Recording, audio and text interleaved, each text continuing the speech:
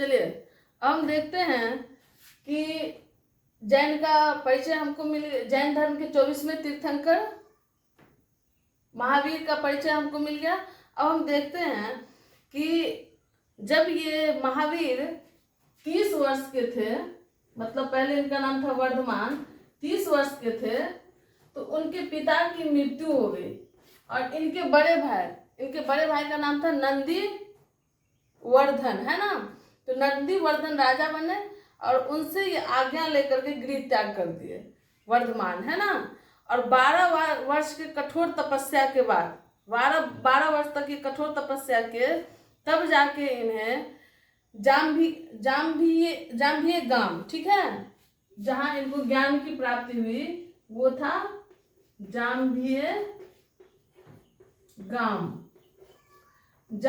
गांव में साल वृक्ष के नीचे, वृक्ष का नाम पूछता है, साल वृक्ष के नीचे ऋजुपालिका नदी के तट पे, ठीक है, नदी का नाम था ऋजुपालिका, ठीक है,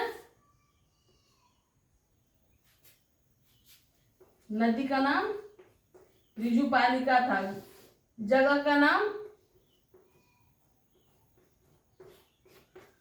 जाम्भिये गांव और पेड़ का नाम साल और नदी जिस तट पे वो बैठे थे ऋजुपालिका। यहाँ पे उनको 12 वर्ष तपस्या करने के बाद ज्ञान की प्राप्ति हुई, ठीक है। इस ज्ञान प्राप्ति की घटना को केवल्य कहा गया, ठीक है, केवल्य। और जो इनको ज्ञान की प्राप्ति हुई इस कारण से इन्हें केवलीन कहा गया, ठीक है, केवलीन। इनको केवलीन की उपाधि दी गई, ठीक है। और ये 24वें तीर्थंकर थे और एक और उपाधि इनको दी गई जीन की, इनको जीन कहा गया, ठीक है।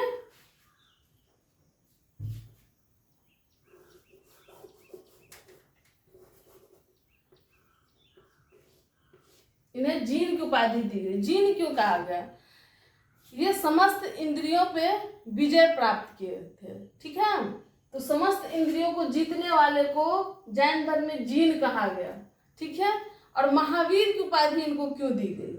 इसलिए कि ये महावीर इसलिए कहला है कि ये अत्यधिक पराक्रम दिखाए, साहस दिखाए, इसीलिए ये महावीर कहला है, ठीक है, महावीर। क्योंकि काफी साहसी, परिश्रम, कठोर मेहनत करके ये तपस्या प्राप्त किए और अपना ज्ञान प्राप्त किए, तो इसीलिए इनको महावीर कहा गया।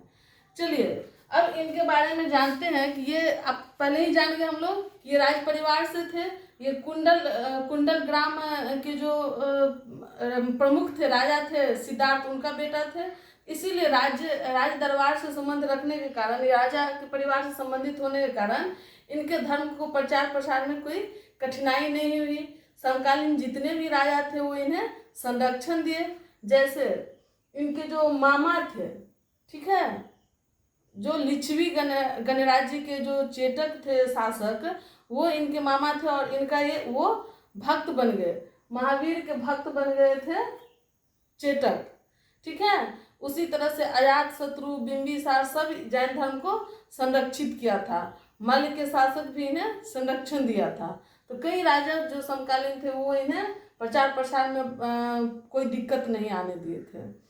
अब देखिए इनका एक अन्य महत्वपूर्ण बात है, जो 4 जैन धर्म में शिक्षा थी, जिसको हम लोग पहले पढ़े हैं। जैन धर्म का मुख्य शिक्षा जो 4 हम लोग पढ़े हैं, जिसको पार्श्वनाथ दिए थे, उसमें एक अन्य शिक्षा, 5वां शिक्षा, ठीक है, 5वां शिक्षा ये जोड़े। वो 5वां शिक्षा था ब्रह्मचर्य, ठीक है। पार्श्वनाथ का जो शिक्षा हम लोग पहले पढ़े हैं उसी में ये एक अगला शिक्षा 5वां नंबर पे जोड़े ब्रह्मचर्य। ठीक है, इस ब्रह्मचर्य का मतलब जैन धर्म में बताया है कि जो भिक्षु है उसमें जो उसके अनुयायी बने हैं वो क्या करेंगे, तो जिंदगी भर शादी विवाह नहीं करेंगे। ठीक है, वो गृहस्थ के जीवन जीने का, पारिवारिक जीवन जीने की उनको परमिशन नहीं दिया गया। और जो पारिवारिक लोग जैन धर्म ग्रहण करते थे तो उनके बारे में बताया गया कि आप अपने सिर्फ और सिर्फ अपने पत्नी के साथ संबंध में रहेंगे और किसी के साथ नहीं सोच सकते हैं, किसी पराये पे कोई प्रकार का दृष्टि आपको नहीं रखना है। इसी को इन्होंने ब्रह्मचर्य बताया, जिसमें भिक्षु के लिए अलग तरीका का व्यवस्था था और जो पारिवारिक व्यक्ति थे उनके लिए परिवार के प्रति समर्पित रहना। ठीक है, चलिए अब हम लोग जानेंगे कि जैन धर्म में त्रिरत्न की बात की गई है। एक त्रिरत्न, ठीक है,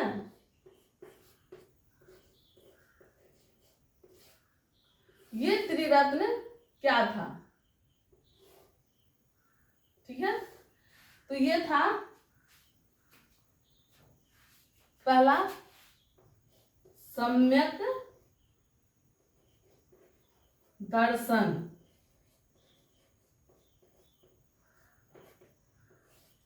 सम्यक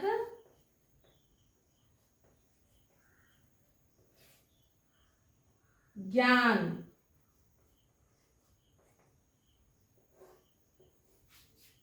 ठीक है,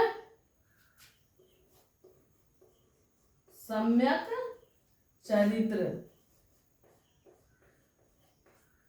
इसे ही जैन धर्म का त्रिरत्न कहा गया है।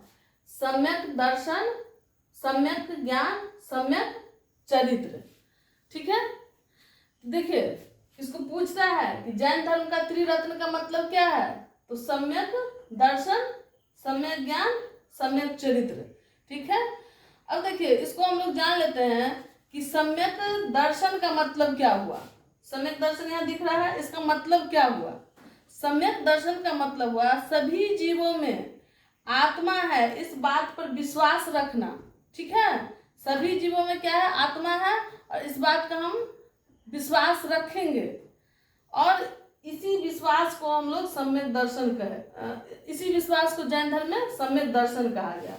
अब सम्यक ज्ञान देखिए, सम्यक ज्ञान का मतलब है कि ब्राह्मण के किसी भी ब्रह्मांड के, ठीक है, सम्यक ज्ञान का मतलब हुआ ब्रह्मांड के किसी भी चीज का सही ज्ञान होना। मतलब किसी भी चीज को हम एक ही दृष्टि से नहीं देखेंगे कि अगर मान लीजिए कि ग्लास है, ठीक है, तो हम उसको बोलते हैं कि आधा ग्लास भरा हुआ है, तो कोई दूसरा उसको बता सकता है कि आधा खाली है।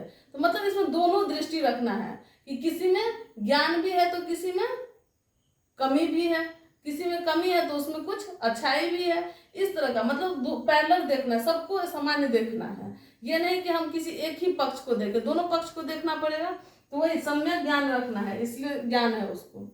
ठीक है, सम्यक चरित्र, सम्यक चरित्र का मतलब क्या हुआ? अच्छा व्यवहार करना, अच्छा आचरण करना, झूठ नहीं बोलना, कठोर नहीं बोलना, किसी को परेशान नहीं करना, तो यही सम्यक चरित्र का मतलब हो गया। ठीक है, अब हम लोग इतना जान गए। जैन धर्म में अब कुछ एक्स्ट्रा और जानने की आवश्यकता नहीं है हम लोगों को अभी सिलेबस में। ठीक है, चलिए।